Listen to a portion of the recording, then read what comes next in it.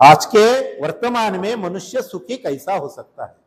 तो बुद्ध ने भी वही बात की, मनुष्य दुखी क्यों है, और दुखा से निकलने के लिए बुद्ध ने पूरा संसार त्याग कर, ये बड़ा त्याग करके ये सब फिलॉसफी हमारे सामने रखी है। अगर वो एक बार उन्होंने रखने के बाद हम लोगों को वही बार बार बार बार करने की जरूरत क्या है? अगर हम बोलेंगे कि नहीं हमको देखना है, अगर एक बार हमारे महापुरुषों ने एक बार बैठ गए, शरीर को पीढ़ा दे के बैठ गए, पीपल के पेड़ के, बरगद के पेड़ के नीचे बैठ गए और मैं मानव मुक्ति के लिए ये करूंगा, और उन्होंने एक अगर डिसीजन लिया, उन्होंने अगर ये डिसीजन लिया कि नहीं ये शरीर को पीढ़ा देके कुछ फायदा नहीं है, अगर शरीर को पीढ़ा देके कुछ फायदा नहीं है, उन्होंने हमको बताया और हमारे उनके ऊपर श्रद्धा भी है, विश्वास भी है, फिर भी हम होकर चलते कि हम भी करके देखेंगे, जरूरत है क्या? तो ऐसे जो मार्ग है उसके मार्ग को बाजू में रखते हुए आज के वर्तमान परिस्थिति में जो समस्या है वो समस्या को हमने केंद्रित करना चाहिए और समस्या के ऊपर हमें ध्यान आकर्षित करना चाहिए। यही काम तो बाबा साहब ने किया, यही काम बाबा साहब ने किया। तो यह हम समझने के लिए ये बहुत जरूरी है कि जो फिलोसोफर है, ये फिलोसोफर बाबा साहब की तरफ आते हैं। सोक्रेटिस है, ईसा पूर्व 470 में निर्माण हुए हैं। प्लेटो है, अरिस्टोटल है। तो ये सब बुद्ध के टाइम में कितने फिलोसोफर थे? मक्खली घोष थे, पूर्ण कश्यप थे, अजित केशव कंबल थे, पक्यूय कच्छन थे, संजय बेलापुत्र, महावीर, बुद्ध, बोले तो इतने सारे लोग उस टाइम में चलते थे। और ये लोगों के ऊपर उससे भी ज्यादा थे, लेकिन बुद्ध के तत्वज्ञान में उन लोगों का थोड़ा बहुत, पूरा तो स्वीकारा नहीं बुद्ध ने, लेकिन उनको विचार को स्टार्टिंग स्टेप में उनके ऊपर ध्यान आकर्षित बुद्ध का हुआ। लेकिन जब बुद्ध को और ऊंचे पायदान पे पहुंचे, ऊंचे स्टेप में पहुंचे चिंतन मनन से, तो ये भी बाजू में गया और खुद का तत्वज्ञान डेवलप हो गया। बोले तो ये कैसा आता है? ये चिंतन मनन से आता है। हमको एक आदि सब्जेक्ट को चिंतन करना चाहिए कि ऐसा क्यों हो रहा है, ऐसा क्यों हो रहा है, ये समस्या क्यों है, आज के वर्तमान स्थिति में बेरोजगारी क्यों बढ़ रही है, मर्डर क्यों हो रहे हैं, एक्सीडेंट क्यों हो रहे हैं। तो इसके ऊपर हम अगर हमारा चिंतन करेंगे तो हमें उसमें क्वेश्चंस मिलेगा, उसका क्वेश्चंस मिलने के बाद उसका आंसर भी मिलेगा। क्वेश्चंस में क्वेश्चंस अगर पैदा हो गया तो उसका आंसर है, सवाल ही नहीं है। तो क्वेश्चंस तो होना चाहिए। तो क्वेश्चंस कैसा पैदा होगा? चिंतन करेंगे तब मन में क्वेश्चंस पैदा होगा, और एक प्रश्न निर्माण होने के बाद उसका आंसर भी मिलेगा। तो ये फिलॉसफी हम लोग नहीं कर पा रहे और अलग अलग दिशा में हम जा रहे, और हमको जो समाज हमको गुलाम रखना चाहता है वो समाज वही कर रहा है, वो समाज भी वही कर रहा है कि उनको दिशा भूल कैसा करने का। क्योंकि इतिहास जब हम पढ़ते हैं तो वर्ल्ड का इतिहास जो है वो इतिहास ऐसा ही भरा हुआ है। इतिहास के पन्ने को अगर छानते हैं तो रक्त रंजित क्रांति से मिले। बोले तो आज जो मर्डर हो रहे हैं, खून हो रहे हैं, किसी के लिए हो रहे हैं? अपना प्रस्तापित बड़ापन दिखाने के लिए या बड़ापन रहने के लिए। मैं हुकूमत उनके ऊपर कैसे कर सकूं? पहले भी लड़ाई होती थी, वो लड़ाई भी उसी के लिए होती थी कि मैं ये राज जो है मैं कैसा जीत लूं, और ये सभी प्रदेश का राज कारभार मेरे हाथ में होना चाहिए, इसीलिए लड़ाई भी होती थी। लेकिन तथागत ने इसको नकारा। तथागत ने आदमी को केंद्र बना के आदमी को एक अच्छा इंसान बनाने के लिए तथागत बुद्ध ने उस बातों को अलग ढंग से प्रोड्यूस किया। देखो, एक तरफ उस टाइम में भी एक तरफ ऐसी आइडियोलॉजी चलती थी, बुद्ध के बाद में भी लड़ाई होती थी, आदमी सैन्य भर्ती होती थी, सैन्य भर्ती के बाद में उनको जीतने के लिए लड़ाई होती थी, आदमी आदमी को काट देता था तलवार से, या भाले से या कहीं से। वही फिलोसफी आज विज्ञान में प्रगति होने के बाद भी आज भी चल रही है। वर्ल्ड में युद्ध हो रहा है, काय के लिए? अपने वर्चस्व के लिए युद्ध हो रहा है, वर्चस्व के लिए युद्ध हो रहा है। तो ये युद्ध रखना चाहिए, वर्चस्व होना चाहिए, ऐसी एक विचारधारा पूरे वर्ल्ड में हमारे देश में भी काम कर रही है। और उस विचारधारा को हमको बताने के लिए, उस विचारधारा को समझने के लिए हम समस्याग्रस्त क्यों है, हम समस्याग्रस्त क्यों है, इसके लिए हमें सोचना है, चिंतन मनन करना है, और उसके बाद में ही उसका सॉल्यूशन मिलेगा। तो क्या सॉल्यूशन है? बाबा साहब ने बताया, ज्योतिबा फुले ने बताया। तो ये क्रांति कब होती है? क्रांति एजुकेशन से आती है। क्रांति जो है, क्रांति एजुकेशन से आती है, और एजुकेशन करने के बाद में, एजुकेशन लेने के बाद में चिंतन भी करना है। और किताबों से जो जो लोगों ने क्रांति की है वो एक के ऊपर एक से हैंड ओवर किया। अपने को जब ज्योतिबा फुले के हम इतिहास को बहुत डीप में नहीं जाती है, वहां से अगर हम इधर वर्तमान परिस्थिति में अगर आते हैं तो बुद्ध के बाद में सही क्रांति जो हुई, संत महापुरुषों ने ये आंदोलन को चलाया, लेकिन ज्योतिबा फुले ने उसको सही रूप दिया। तो उनको क्या मिला? तुकाराम महाराज की जो वैज्ञानिक दृष्टि थी वो मिली। तो उन्होंने क्या किया? एक वज्र लिखा था, वो ग्रंथ उन्होंने 1848 में पढ़ा उसको। तो उनकी उम्र कितनी थी? बस 21-22 साल की होगी, 27 से अगर हमने देखा तो 40 थे। तो वो टाइम में इतने तरुण इसमें उन्होंने वो किताब को पढ़ा, और इतना बदलाव आया ज्योतिबा फुले में कि वो सब उन्होंने ये किया। तो वही किताब का जो बहिनाबाई जो बोलते हैं ना, बहिनाबाई, तो ये बहिनाबाई चौधरी नहीं है, ये तो अभी की है, ये खानदेश से कवियत्री जी है। लेकिन एक बहिनाबाई तुकाराम महाराज के साथ में उस समय में थी, वो ब्राह्मण थी, लेकिन वज्रसूची का काव्य रूप में उन्होंने पूरा ट्रांसलेशन किया। और वो ट्रांसलेशन भी जो काव्य रूप में किया, वही ज्योतिबा ने वो भी पढ़ा। इसलिए ज्योतिबा के समय में ये सब उनको समझ में आया कि बुद्ध की नीति क्या है, बुद्ध को तत्वज्ञान क्या है, और उसका शांत नहीं बैठे थे। एक किताब से वो शांत नहीं बैठ सके। उसके बाद में क्या हुआ? उसके बाद में बाबा साहब का समय आया। बाबा साहब ने भी, जब केवस्कर गुरुजी ने जो किताब लिखी थी, वो किताब बाबा साहब को कौन से उम्र में दिए? 16 साल में, मैट्रिक हो गए थे 16 साल में। तो 16 साल की उम्र में उन्होंने वो चरित्र पढ़ा, बुद्ध चरित्र। ज्योतिबा ने 21 साल में पढ़ा, वज्रसूची नाम का ग्रंथ। वो वज्रसूची के उद्देश्य से ज्योतिबा केवस्कर गुरुजी ने, ये सब टीम काम करती थी, तो उन्होंने पढ़ा। उसके बाद में ये क्रांति जो हम बोलते हैं ना, ये क्यों कामयाब नहीं होती है? तो हमको बाबा साहब भी समझ में नहीं आया, हमको बुद्ध भी समझ में नहीं आया। जो लोगों ने हमें ऊपर थोप दिया वो सब बातें, तो उसी में है घूम रहे हैं। ये सच है, वो सच है, इतने डीप में जाके बता रहे हैं धम्म को कि उसकी जरूरत है कि नहीं, उन्होंने सोचना चाहिए।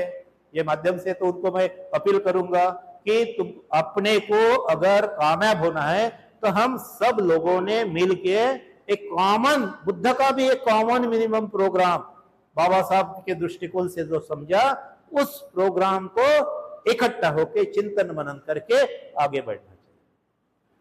हमको डाउट नहीं है, आपके पास में जब अध्ययन किया है, आपने सब त्रिपिटक बुद्ध के सब साहित्य को पढ़ा है, उसका बहुत 20-20 साल आपको अध्ययन करने में लगे हुए है, श्रेष्ठ है, सीनियर है, हम लोग आपका आदर भी करते हैं, ऐसा नहीं है। लेकिन हम सक्सेसफुल के तरफ अगर नहीं जा रहे हैं तो सक्सेसफुल का क्या मापदंड होना चाहिए और कौन सा मार्ग होना चाहिए? आप लोग बाबा साहब को मानते हैं, क्योंकि आप लोग बाबा साहब का नाम भी लेते हैं, बाबा साहब का नाम भी लेते हैं, फिर बाबा साहब का नाम लेने के बाद बाबा साहब ने जो दिशा निर्देश किया है वर्तमान सिचुएशन में, उसको आपको साइड में बराबर बगल कर देते हैं। ये क्यों? ये नहीं होना चाहिए। अगर ये होगा तो कोई भी चीज अगर जीतने की है, कोई भी चीज को हम अपने ध्येय में सक्सेस होने का है, तो उस दिशा में काम करना होगा, सही दिशा में काम करना होगा। बुद्ध का कर्म सिद्धांत तो वही बताता है।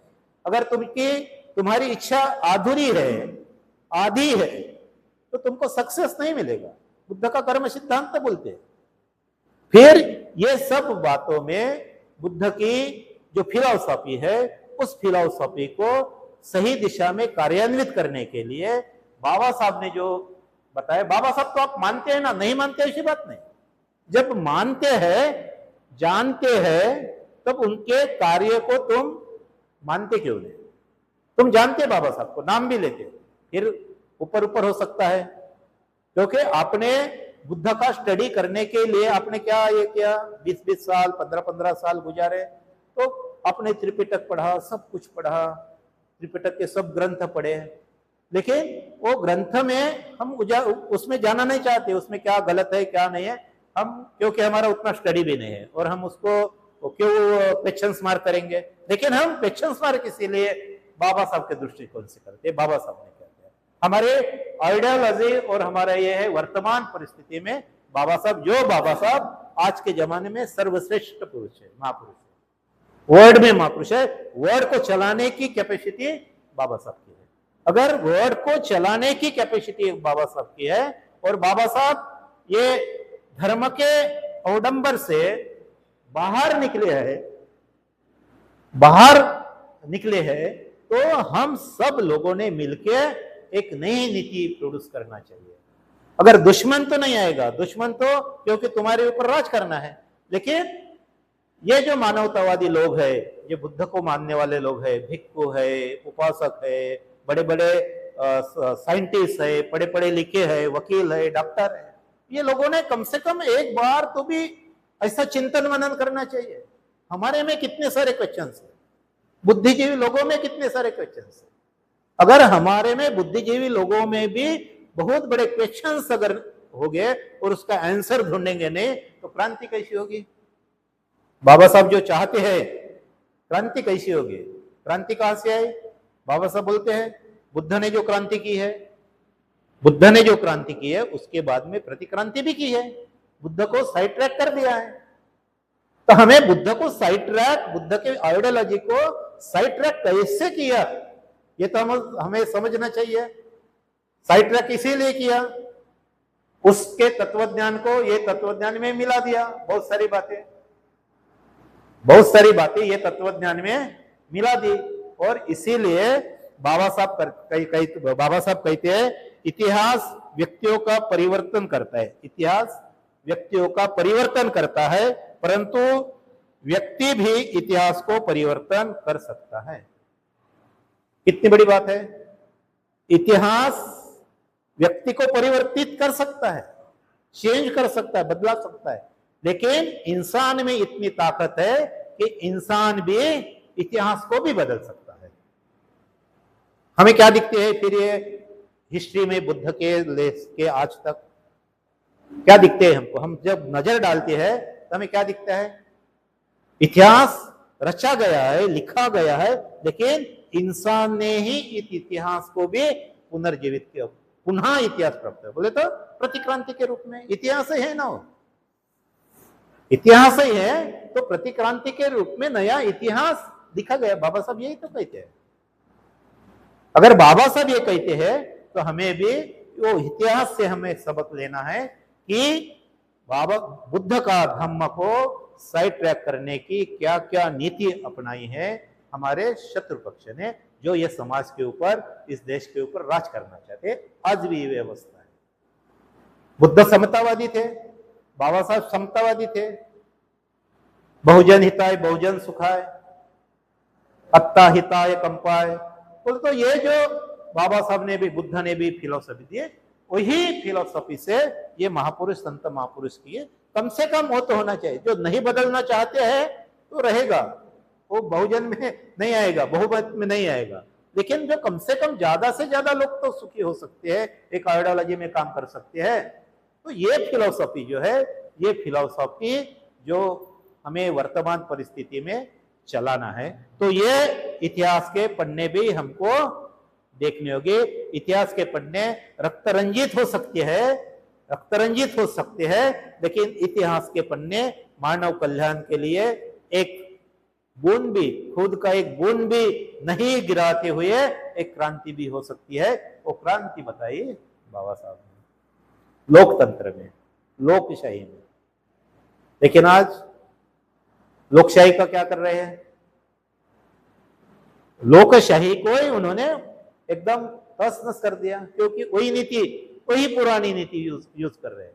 और हमारे बड़े बड़े विद्वान लोगों को ये समझ में नहीं आ रहा है। मैं इसीलिए मैं जब देखता हूँ, वो सबका सुनता हूँ और सबका अध्ययन करता हूँ, तो ये लोग जो है, एक जगह क्यों नहीं बैठते? हर जगह में बाबा साहब इतने बड़े महान फिलोसोफर होने के बाद भी वर्ड के माने हुए हैं, उनके मत को एक नहीं हो सकते बड़े बड़े लोग। बहुत मुद्दे हैं अभी वर्तमान में, बहुत मुद्दे हैं, और उसी में हम झगड़े, उसी में झगड़े। एक मत तो होना चाहिए ना। अगर नहीं होता है तो कैसा मत होगा? वो इधर बैठेगा, पेपर में न्यूज लिखेगा, लेख लिखेगा, टीवी में लिखेगा, तो उसे होगा क्या? तुमको ऐसे क्लास में, जब हम आज चिंतन करने के लिए बैठे, तो ऐसे बड़े बड़े सेमिनार में ऐसे बुद्धिजीवी लोग बैठ के चिंतन मनन करके बाबा साहब के विचारों में एक मत होना चाहिए। और जब तक ये एक मत नहीं होता, कोई बदलाव नहीं हो सकता। सालों साल, साल के पीछे दिन के पीछे दिन जाएगा, साल के पीछे साल जाएगा, लेकिन ये बदलाव नहीं होगा।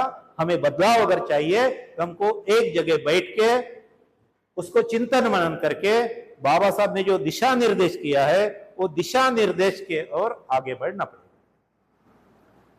बाबा साहब ने दिशा निर्देश किया है, लोकतंत्र में दिशा निर्देश किया है, और ये फिलॉसफी धम्मशैली फिलॉसफी है। बुद्ध के तत्व, बुद्ध बनने के थे सिद्धार्थ, जब उन्होंने गृह त्याग किया था, वहां से ये उठा के लिया है। मैं तो पराजित इंसान हूं, मेरे पीछे आके क्या फायदा है? जब लोग उनके पीछे में जा रहे थे, मैं पराजित हूं। शक्य संघ के मीटिंग में मेरे साथ में बहुमत नहीं था, इसलिए मेरी हार हुई है। और आप लोग जाओ, मेरे पीछे में मत आओ, आप लोग जाके बहुमत के लिए काम करो। क्या बताया? बहुमत के लिए काम करो।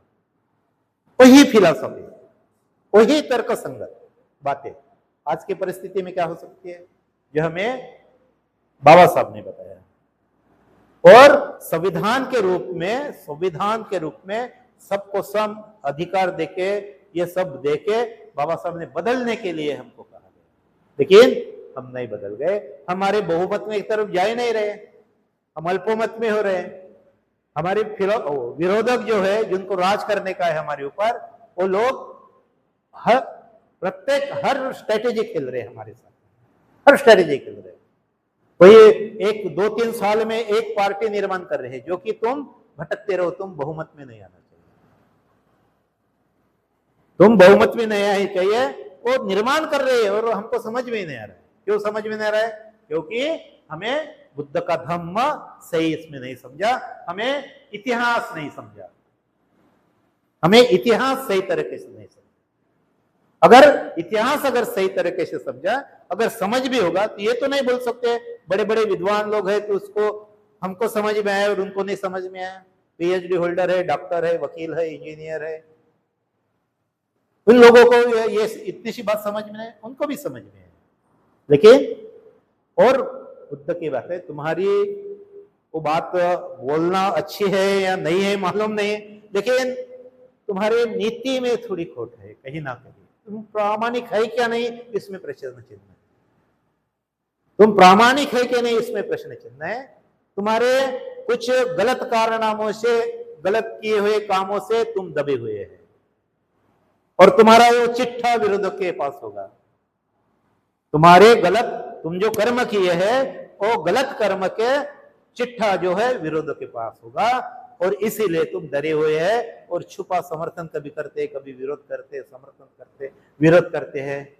तो ये बातें अगर ये लोग पढ़े लिखे लोग समझ में नहीं आती है, तो फिर आके बात बोलती है हमारे समाज में जो है लोग को कम से कम सोचना चाहिए, क्योंकि बुद्ध ने तो सबको सेम ये बताया ना, तुम्हारे पास मन है, तुम्हारे पास चित्त है, तुम सच और गलत का परिभाषा कर सकते हैं, सच और गलत का परिभाषा तुम कर सकते हैं। तो ये बात हमें समाज को बताना होगा। पढ़े लिखे लोग इकट्ठा नहीं आते हैं। बाबा साहब ने अपेक्षा की थी मुझे 5 डॉक्टर, 5 वकील, 5 एडवोकेट, प्रोफेसर चाहिए करके। आज तो सैकड़ों है, सैकड़ों रहने के बाद भी ये हालत है।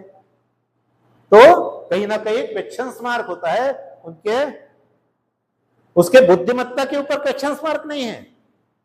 मैं बोल रहा हूं मैं, क्योंकि बोलने में, सच बोलने में कोई हिचकिचाहट नहीं होनी चाहिए। कोई बोलेगा भी तो उनके बुद्धिमत्ता के ऊपर हिचकिचाहट नहीं है, कोई क्वेश्चन मार्क ही नहीं है, लेकिन उनके कैरेक्टर के ऊपर क्वेश्चन मार्क इसीलिए आता है कि इतने बड़े महान इंसान के विचार अब हद्दपार होने जा रहे हैं। प्रतिक्रांति, क्रांति, बाबा साहब ने जो क्रांति की, उस क्रांति को प्रतिक्रांति से बाहर करने जा रहे हैं संविधान के ऊपर, संविधान के माध्यम से। फिर भी आप लोग आवाज नहीं उठा रहे, आप लोग इकट्ठा नहीं आ रहे, आप लोग इकट्ठा नहीं रहे। ये जो बात है, ये बातें बहुत मायने रखती है, बहुत मायने रखती है। और इसीलिए मैं ये बात बहुत जिम्मेदारी से बात बोल रहा हूं, आपके क्लास के माध्यम से आपको भी बोल रहा हूं, आपके क्लास के माध्यम से ही हम जनता को बात करेंगे कि ये बातें बहुत गंभीर से विचार करना चाहिए, चिंतन मनन करना चाहिए। उस बात को हमने चिंतन अगर मनन नहीं किया तो बुद्ध के इतनी बड़ी क्रांति को यही लोगों ने उसको पलटा दिया प्रतिकाते करके। 2-2.5 साल से हमको एजुकेशन का भी अधिकार नहीं था, हमको पढ़ने लिखने का भी अधिकार नहीं था, हम गांव के बाहर पानी नहीं पी सकते थे, हम अच्छे से खाना कपड़े पहन नहीं सकते थे। कोई फिलॉसफी आज भी अगर काम कर रही है, इतने संविधान और सुरक्षा हमें बाबा साहब ने कानून से सुरक्षा देने के बाद भी हम अगर अच्छे कपड़े नहीं पहन सकते तन पे, ऐसे अनेक राज्य है। और ऐसे लोगों को सत्ताधारी लोग प्रोटेक्ट करते हैं, उसको कुछ कानूनन दंड नहीं होता है, दंडित नहीं करते हैं, फिर ये कैसे फिर? और हम लोग सब शांत, सब शांत, मोर्चे निकालते हैं। मोर्चे निकालने से नहीं होता, मोर्चे निकालने से नहीं होता, मोर्चे निकालने से बड़ी बड़ी रैली करना चाहिए, यो भी एक लोकतंत्र का माध्यम ही है। लेकिन कैसा से 500 लोग आएंगे बस, तो अरे तुम इकट्ठा आ जाओ, तुम्हारे ऐसे रोड तो पता नहीं होना चाहिए जगह का, बोलते रोड पूरे आदमी से भरना चाहिए। तुम इकट्ठा आ जाओ, इतनी बड़ी क्रांति होगी और ये लोग भी आपको मजबूरन इसको भी हिला सकते हैं, हमारे शत्रु पक्ष दुश्मन को भी हम हिला सकते हैं, क्योंकि हमें एकजुटता नहीं है। बाबा साहब ने हिलाया नहीं क्या? बाबा साहब ने हिला नहीं क्या? क्योंकि बाबा साहब के रोम रोम में नैतिकता भरी हुई थी, एक नैतिक, बहुत बड़ी नैतिकता बाबा साहब के पास में थी, और इस नैतिकता की वजह से बाबा साहब ने जीत पाया। हमारे पास में नैतिकता की ही कम हो सकती है। हम भी काम किया, सामाजिक कार्य हम भी किया, हमें लगा कि उर्वरित हमारा टाइम जो है, हम बुद्ध के धम्म में बहुत बड़ी कमियां हैं। बुद्ध के धम्म में, धम्म का प्रचार करने वाले लोगों में भी कमियां हैं। लेकिन सच जो है सच है, ईमानदारी और नैतिकता की इंसान में अगर कमियां हैं तो प्रामाणिक काम नहीं कर सकता। और इसीलिए हमारी क्रांति जो है, बाबा साहब की क्रांति जो है, वो प्रतिक्रांति करने वाले लोग हावी हो रहे हैं और उस क्रांति को तहस नहस करने की प्लानिंग चल रही है। हम सब लोग मगरमट्ठ बैठे हुए हैं, कुछ नहीं कर सकते, संविधान को हाथ नहीं लगा सकते। हमारे तरुण लोग तो नहीं, बाबा साहब ने जब तक सूरज चांद रहेगा बाबा तुम्हारा नाम रहेगा। बाबा का नाम तो रहेगा, कहीं जाने वाला नहीं है, लेकिन बाबा का काम, बाबा का काम, संविधान का काम, जो समाज को एक जगह लाने का जो बाबा साहब का ये था, जाति नष्ट करना, जातिवाद नष्ट करना, शोषण, शोषण क्या क्यों होता है? शोषण तो जाति से ही हो रहा है, शोषण तो जाति से ही हो रहा है। और जाति को नष्ट करने के लिए जो काम बाबा साहब ने किया है, वही काम इस व्यवस्था में और उसको मजबूत करने का काम हो रहा है। इस व्यवस्था में मजबूत होने का काम, मजबूत करने का काम कर रहे हैं। तो ये कैसा होगा? और हम लोग फिर भी चुप है। तो चुप रहने से नहीं होगा, आपको एक डिसीजन लेना पड़ेगा, चिंतन करना है। सबसे मेन बात बोले तो चिंतन करना है। सबसे बड़ी बात है, आपके सब लोग, सब तुम बाबा साहब को बाबा साहब बोलते अगर है, जितने भी लोग बाबा साहब को बाबा साहब बोलते हैं, तो ये हमारे पितृतुल्य अगर आप मानते हैं, तो आपने हमारे जो गरिमा जो है, हमारे मान सम्मान है, थोड़ा सा साइड में रख देना, आगे आना चाहिए। हम एक यूट्यूब में एक वीडियो देखा था, कुछ लोग बात कर रहे थे, तो एक अच्छे लोगों ने एक आदमी को फोन किया कि सर ये कैसा हो सकता है, फोन करके। तो ये अच्छी बात है, ये अच्छी बात है, कम से कम फोन किया, लेकिन किसी ने आपस में बात भी नहीं की। तो ये अगर बात आगे बढ़ जाती है, हर लोग आपस में, जरूरत नहीं है समाज को बताने के लिए तुम, लेकिन एक अलग दायरे में, एक अलग गाइडलाइन में तो आओ, एक क्लास में बैठो, कहीं बैठो, मीटिंग में बैठो और चिंतन करो ना। तो चिंतन से आते, बुद्ध ने तो चिंतन किया। बुद्ध ने कहा, किसी का किताब पढ़ा था बुद्ध ने बुद्ध पुरुष इसलिए लिए हुए, उन्होंने चिंतन किया। और मनुष्य जब चिंतन में बैठ जाता है तो सॉल्यूशन की तरफ बढ़ता है। मनुष्य चिंतन के लिए बैठ जाता है और चिंतन करता है अपने समस्या के ऊपर, तो वो सॉल्यूशन के ऊपर बढ़ जाता है।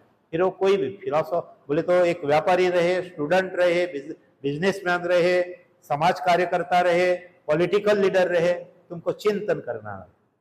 चिंतन से ही आप सॉल्यूशन की तरफ बढ़ सकते हैं। ये काम जो करना है, ये बाबा साहब ने बताया।